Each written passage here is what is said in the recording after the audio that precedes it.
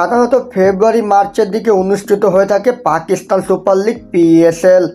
তবে এবার চ্যাম্পিয়ন ট্রফির কারণে কিছুটা পিছিয়ে আইপিএলের সময় চলবে পাকিস্তানের এই ফ্র্যাঞ্চাইজি টুর্নামেন্ট, যে সময় আন্তর্জাতিক ক্রিকেটের পরিমাণও থাকে অনেকটা কম। তাই যে সকল ক্রিকেটার আইপিএলের সুযোগ পাননি তাদের পিএসএলের প্রতি আগ্রহ বেশি থাকছে এবার। এর আগে পাকিস্তানের বিভিন্ন গণমাধ্যমে শোনা যাচ্ছিল পিএসএল এর প্রাথমিক ড্রাফটে নাম রয়েছে অন্তত 30 থেকে 40 জন বাংলাদেশি ক্রিকেটারের। এবারে ড্রাফটে 19 দেশের 510 জন ক্রিকেটার নিবন্ধন করিয়েছেন। তবে এর মধ্যে এবারে ড্রাফটের সংক্ষিপ্ত তালিকা প্রকাশ করেছে পাকিস্তান ক্রিকেট বোর্ড পিসিবি। সংক্ষিপ্ত এই তালিকায় রয়েছেন 8 জন বাংলাদেশি ক্রিকেটার।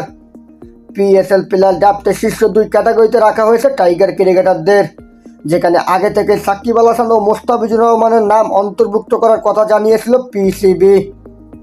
সংক্ষিপ্ত এই তালিকা সাকিব ও মোস্তাফিজ ছাড়াও আছেন মাহমুদুল্লাহ রিয়াদ, তাসকিন আহমেদ, হাসান মাহমুদ, রিশাদ হোসেন, তানজিম হাসান সাকিব ও তাহিদ হৃদয়।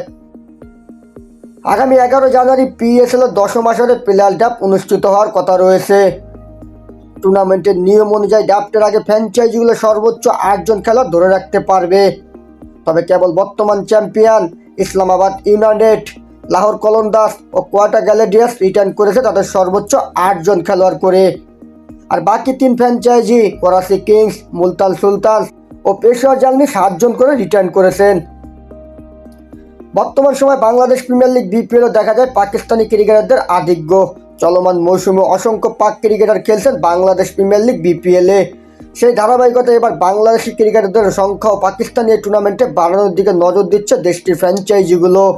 তবে সময় বলে দিবে আদৌ কী পরিমাণ টাইগার ক্রিকেটার সুযোগ পাবেন আসন্ন পিএসএলে। হায়দার আলী খান, খেলার খবর।